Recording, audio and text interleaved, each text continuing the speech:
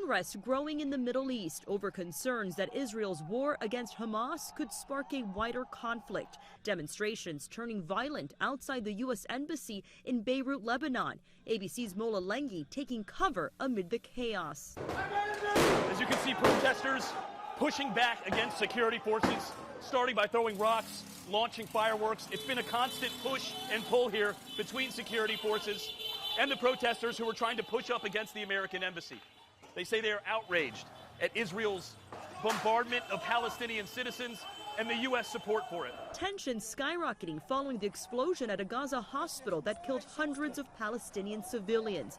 Israel adamant they were not responsible. The U.S. says intelligence backs that up, citing intel sources in its preliminary assessment. But for some, no amount of evidence will change their opinion. President Biden says the evidence he's been shown so far indicates it was an errant rocket by a terrorist group in Gaza.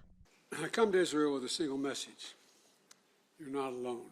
President Biden showing solidarity and meeting with Israel leaders, saying the goal of his visit was to get as many Americans out as possible and get humanitarian aid into Gaza.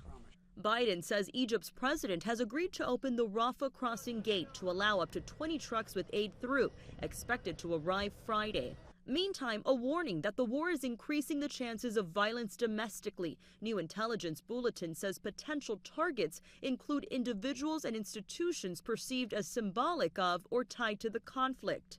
There are heightened security in places of worship. This as the Biden administration is expected to request $10 billion in aid to Israel as part of their larger supplemental spending requests to Congress. Melissa Adon, ABC News, Los Angeles.